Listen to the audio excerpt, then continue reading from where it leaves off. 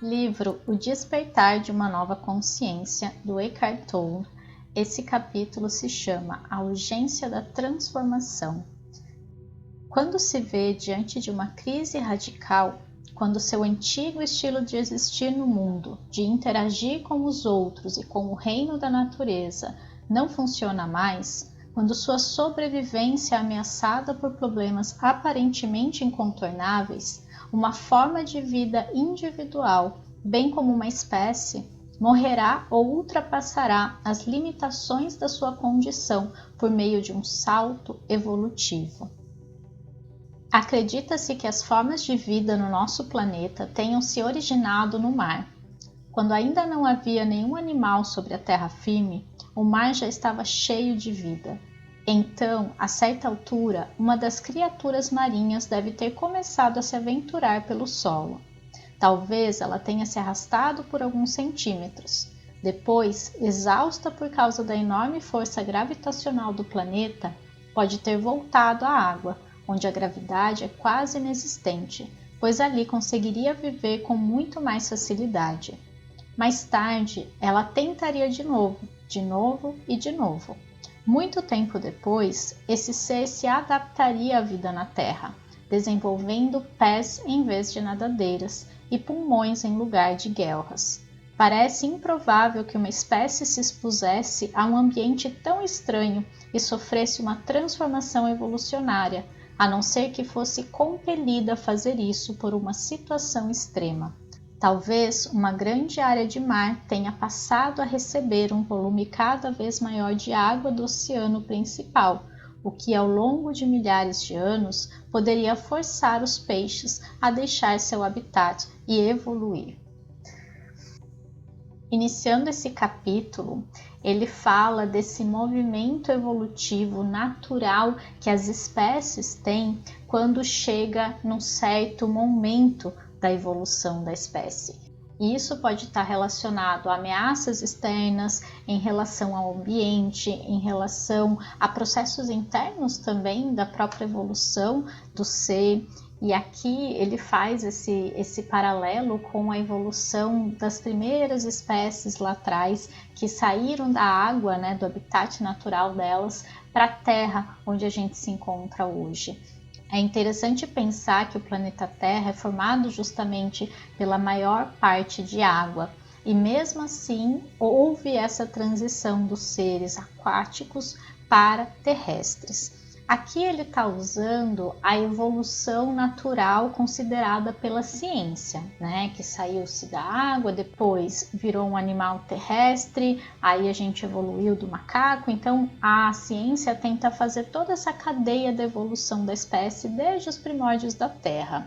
Mas existem outras versões também que eu não vou entrar aqui especificamente, inclusive de nós sermos uma raça criada por seres evoluídos e não necessariamente vimos de uma evolução natural que começa lá dos seres da água. Então aqui também fica essa posição, né, aberta, esse convite a gente refletir sobre como a gente veio parar aqui. Mas ele está usando esse argumento para falar desse processo evolutivo que a gente está vivendo. Responder a uma crise radical que ameace nossa própria sobrevivência, esse é o desafio que se apresenta à humanidade neste momento. O distúrbio da mente humana egóica, identificado há mais de 2.500 anos pela antiga sabedoria dos mestres e agora ampliado pela ciência e a tecnologia, é pela primeira vez algo ameaçador à sobrevivência do planeta. Até pouco tempo atrás, a transformação da consciência humana, também apontada por sábios do passado, era não mais do que uma possibilidade, compreendida por alguns raros indivíduos, independentemente de sua formação cultural e orientação religiosa.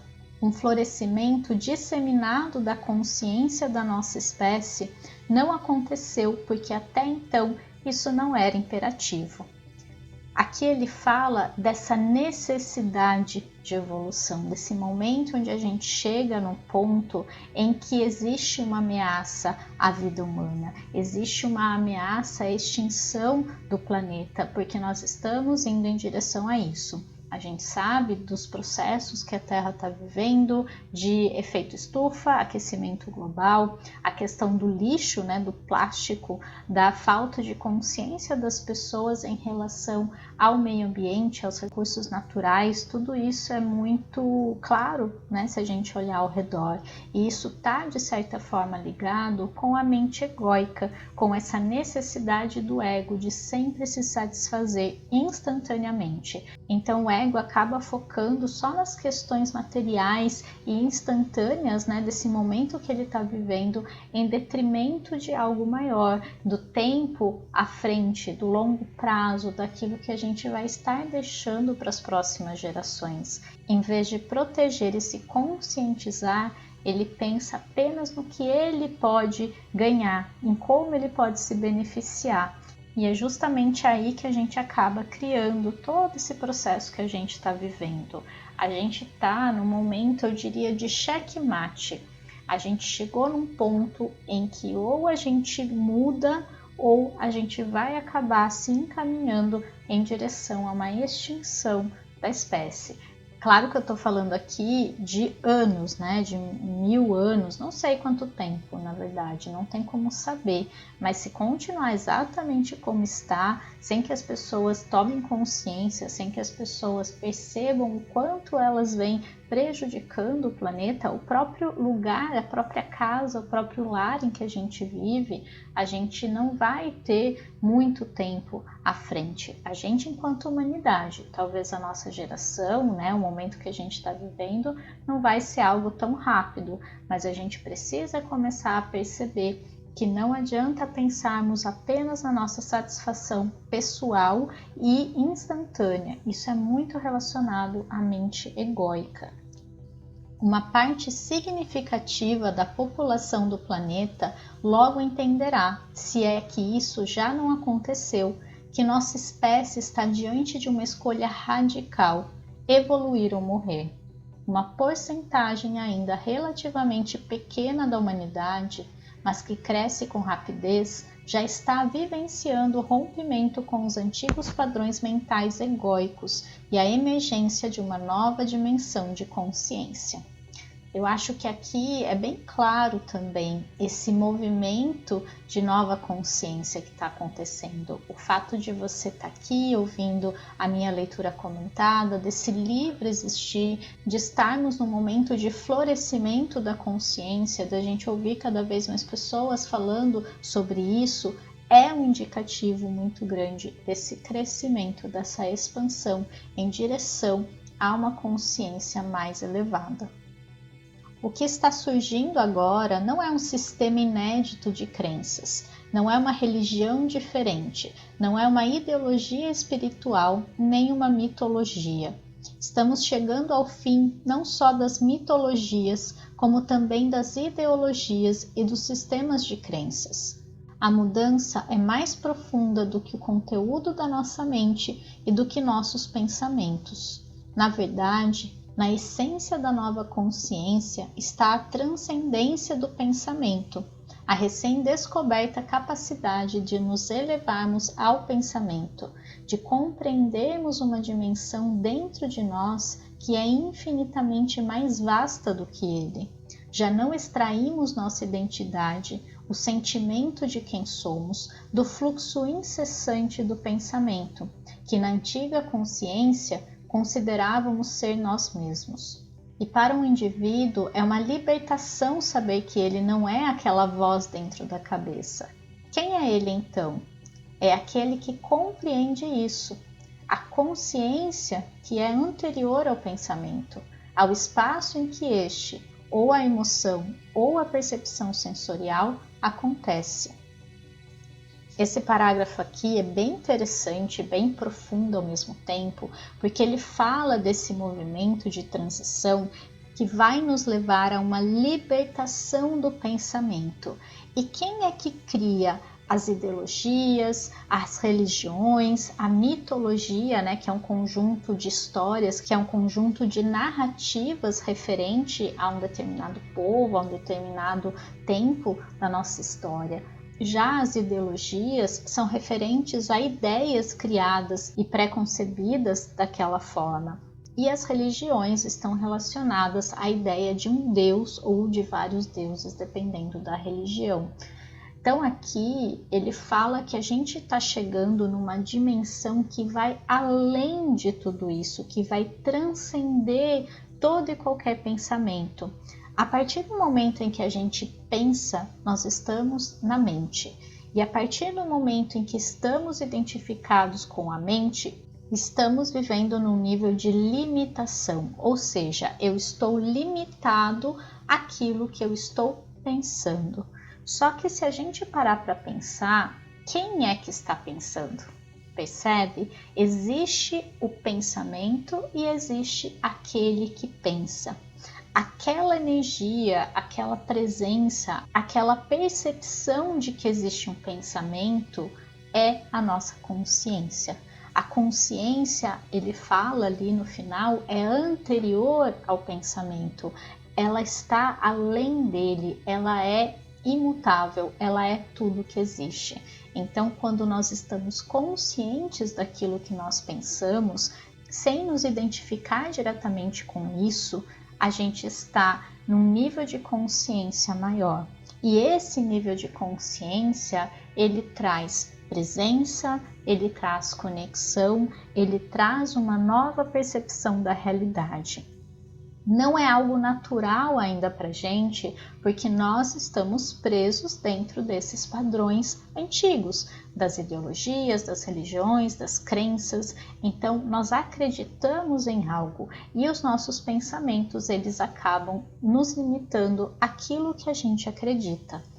Para entrar no nível de consciência, nós precisamos treinar cada vez mais a desidentificação com os nossos pensamentos. Então, se você começar a estar mais presente na sua vida, dentro de você mesmo, você vai começar a perceber quando o pensamento pula, quando o pensamento vem, quando o pensamento começa.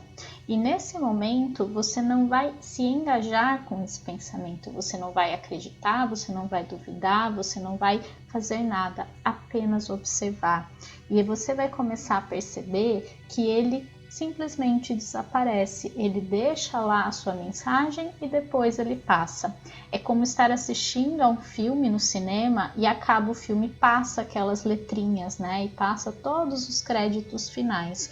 Quando a gente está distanciado dos nossos pensamentos, é como se nós estivéssemos sentados na cadeira do cinema, olhando para aqueles créditos, sem nos identificarmos com eles. Nós apenas vemos eles passarem, né? Eles estão subindo ali naquela tela mental, né? Que é a nossa mente, e a gente não se prende a eles, a gente não pausa o vídeo para ficar ali lendo o que ele está falando, a gente não pega aquilo para a gente não faz nada a respeito. Quanto mais a gente conseguir fazer esse movimento, mais a gente vai entrar num estado de presença. E é isso que ele vai ensinar a gente a fazer no livro, na verdade. Então aqui é só uma pequena introdução de tudo que ele vai discorrer ainda daqui para frente. O ego não é mais do que isto: identificação com a forma, o que basicamente corresponde a formas de pensamento. Se o mal tem alguma realidade, e ela é uma realidade relativa e não absoluta, esta também é uma definição dele: identificação com a forma, formas físicas, formas de pensamento, formas emocionais. Isso resulta de uma total falta de consciência da nossa ligação com o todo, da nossa unidade intrínseca com todos os outros, entre aspas, e com a origem. Esse esquecimento é o pecado original, o sofrimento, a ilusão. Quando essa ilusão da completa separação governa tudo o que pensamos e fazemos, que tipo de mundo criamos? Para responder a essa pergunta, observe como as pessoas se relacionam entre si, leia um livro de história ou veja um noticiário na televisão hoje à noite. Então aqui ele discorre um pouquinho mais sobre essa questão do ego, que nada mais é que a identificação com tudo aquilo que está no nosso campo. Então, seja as formas que a gente vê, as emoções que a gente sente, os pensamentos que a gente tem. Então, quando ele fala de formas de pensamento, é isso. Tudo aquilo que eu penso, todo o sistema cristalizado de crenças no qual eu me incluo, com o qual eu me identifico, faz parte do meu ego. E quanto mais eu me identifico com isso, com as formas do mundo físico, mais eu me distancio da minha natureza primordial, que é una com tudo que existe.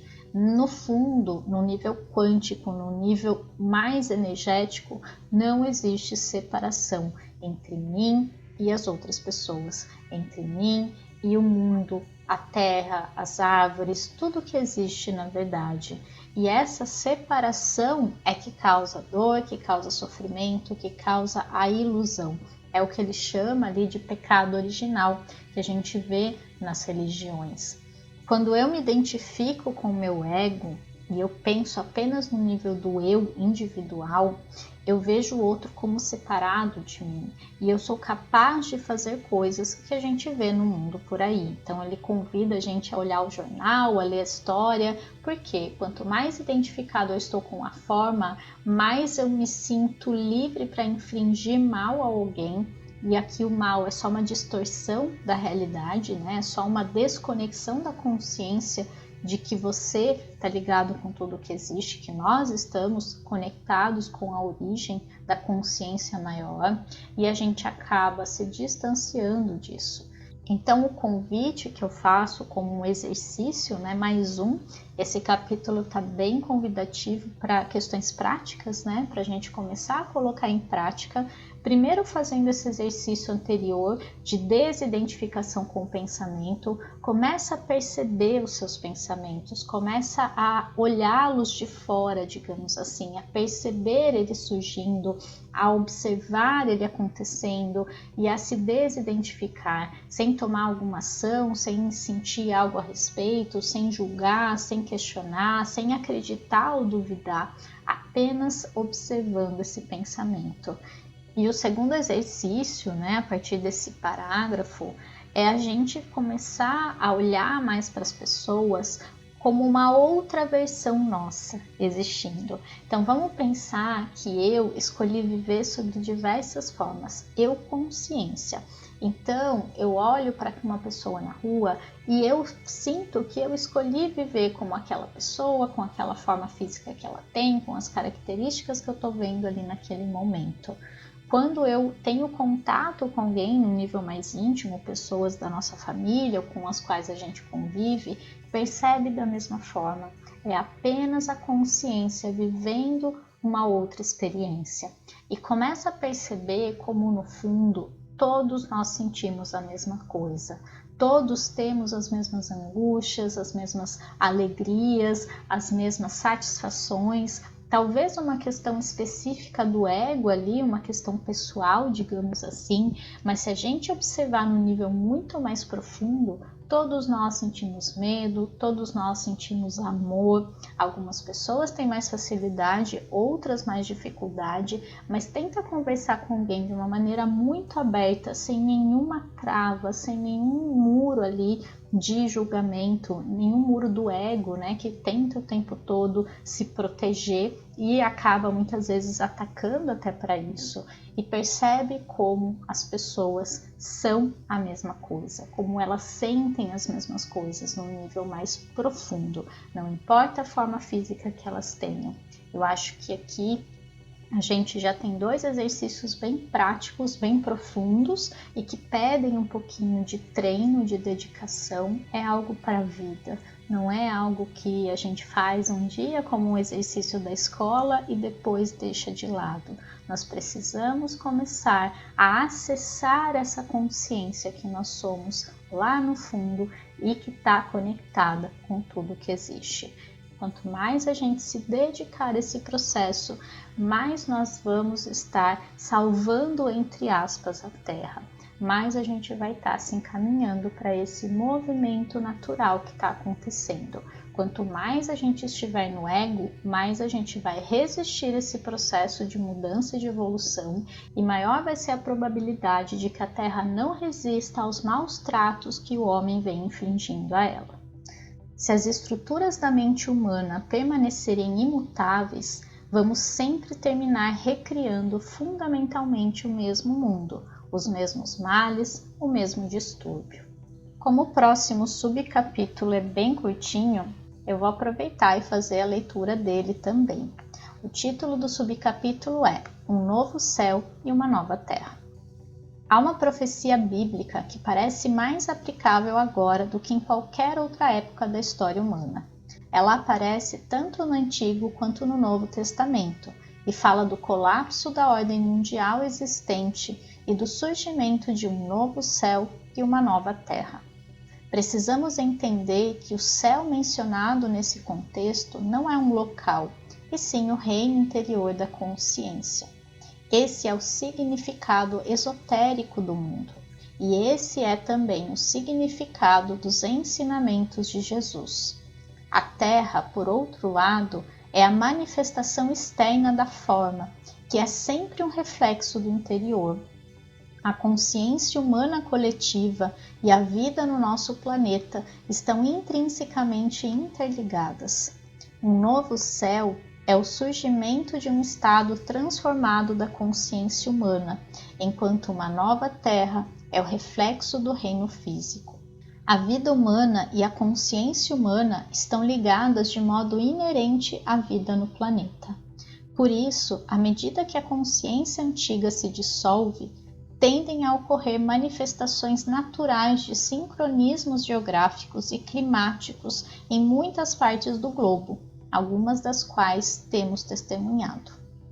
Nesse trecho, ele fala da questão que está lá escrita no Novo Testamento e também no Antigo Testamento, do nascimento de uma nova terra e também de um novo céu. A gente precisa perceber, até pela visão aqui multidimensional da realidade, que é uma visão que eu acredito muito, que tudo aquilo que a gente olha fora da gente, todo mundo da forma que é a Terra, ela é um reflexo do nosso mundo interno, do nosso nível de consciência. Então a gente não pode negar que nós estamos num planeta que tem uma vibração sim um pouquinho mais baixa. Se a gente olhar ao redor para a natureza, é um planeta extremamente abundante, belo, cheio de lindas paisagens, mas se a gente observar mais de perto, a consciência das pessoas que habitam esse planeta, ela ainda é um pouquinho baixa, no sentido de a gente perceber o quanto as pessoas se machucam, o quanto elas não se importam, nem mesmo com a própria vida, muito menos com a vida do planeta. Elas nem conseguem conceber o planeta como um ser vivo, como um ser que tem consciência também, muito menos a consciência dos outros seres, como animais, como plantas. Então aqui a gente pode perceber a Terra como um espelho do nível de consciência dos seus habitantes. E essa transformação que está acontecendo é um movimento de destruição dessa ordem mundial, desse movimento que acontece hoje, porque a mente egóica tomou conta, digamos assim, né, da consciência desses seres que ainda não perceberam o potencial e o manancial de luz e de amor que para mim é a nossa consciência primordial. Então esse movimento é o que está acontecendo. Enquanto a gente não transformar o nosso mundo interno, o mundo externo não vai se transformar também, porque ele é apenas um reflexo daquilo que a gente tem dentro. Enquanto coletividade, o que a gente observa, a vida que a gente leva, tem relação com o que a maioria das pessoas está vibrando. Então, se a maioria das pessoas acredita que a vida é uma luta, que a vida é uma guerra, que as pessoas são ruins, que tudo dá errado sempre, que é preciso competir, que é preciso chegar primeiro, que é preciso sempre estar numa posição de destaque e sucesso, entre aspas, aos olhos da sociedade, é essa a realidade que essas pessoas vão estar criando. Então, se a gente começar a mudar essa consciência, se a gente começar a trazer mais presença para tudo isso, questionando o porquê daquilo que a gente faz, das atitudes que a gente tem, dos hábitos que a gente leva, sem ao menos perceber por que a gente faz aquilo. Muitas das coisas que a gente faz, a gente não sabe nem mesmo por que a gente faz, só porque todo mundo está fazendo. Então, começar a questionar esses hábitos é o primeiro passo para a gente começar a sair desse estado de inconsciência coletiva que a gente vive hoje. Por exemplo, no Brasil existe muito forte essa cultura da sacolinha de plástico. Então a gente vai para o mercado e a gente nem pensa em levar a nossa própria sacola. Eu sei que isso está mudando, que a maioria das pessoas já leva as próprias sacolas no mercado, mas ainda a maioria, a grande maioria, e aí a gente está falando do coletivo, né? Ainda vai inconscientemente e pega todas as sacolinhas e depois descarta essas sacolinhas e depois essas sacolinhas vão acabar poluindo o meio ambiente. Esse é um exemplo bem básico da questão do nível de consciência.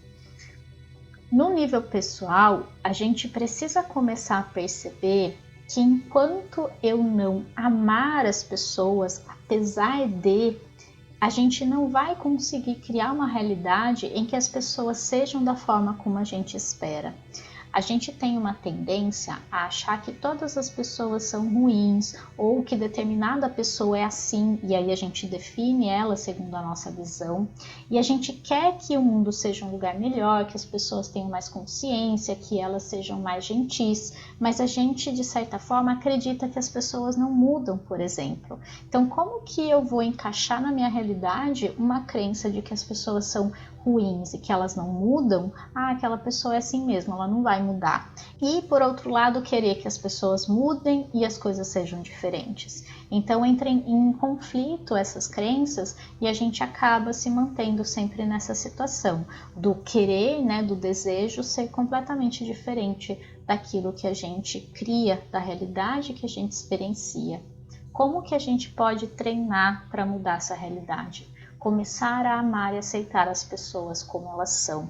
Eu tenho um vídeo que tem um título assim, Ame Seus Inimigos. Eu vou deixar aqui nos comentários para quem quiser assistir, onde eu falo justamente dessa questão, né, da gente aprender a amar as pessoas, apesar de quem elas são, apesar da forma física, do ego, da mente. Quando eu me identifico com a mente egóica da pessoa, eu também estou no nível do ego. Quando a gente está no nível da consciência, a gente consegue sentir amor e compaixão por aqueles que estão inconscientes. Então, se você tentar justificar com mas aquela pessoa é assim, mas você não conhece tal pessoa, mas ela é XYZ, ou até mesmo pensando num nível bem mais profundo, porque aquela pessoa é uma assassina, porque ela fez coisas horríveis, a gente ainda está no nível do ego e do julgamento. A gente precisa acessar o nível da consciência e entender que aquela pessoa agiu daquela forma porque justamente ela está no nível inconsciente, porque justamente ela está identificada com a forma, com o ego, com a mente dela, que muitas vezes diz coisas que ela acredita, que ela simplesmente vai lá e faz. Então depende da gente ativar dentro de nós essa energia, essa consciência maior, para que a nossa realidade externa comece a mudar. Então lembre-se sempre disso. O mundo externo, ele é sempre, eu repito, sempre um reflexo do nosso mundo interior. Então o trabalho de evolução, de despertar da consciência, ele é interno. É mudando a nossa percepção e se desidentificando cada vez mais com a nossa mente egóica. Então aqui ele encerra, né, com um pouco do que eu acabei de falar. Na verdade, a gente precisa tomar consciência que se continuarmos vivendo da mesma forma, agindo de uma maneira competitiva, de uma maneira destrutiva, de uma maneira individualista, a gente vai acabar recriando sempre as mesmas questões. A gente vai olhar para o mundo ao nosso redor e ele vai acabar sendo sempre da mesma forma. Nós temos uma grande chave nas nossas mãos nesse momento. Então eu quero que você imagine que eu estou entregando agora para você uma chavinha e eu quero que você segure ela nas suas mãos e que você guarde com todo o carinho e que você entenda que você é sim importante para esse momento da evolução da humanidade e que você tem uma chave nas suas mãos e essa chave ela pode abrir as portas de um novo mundo. Então eu fico por aqui, a gente se vê no próximo vídeo.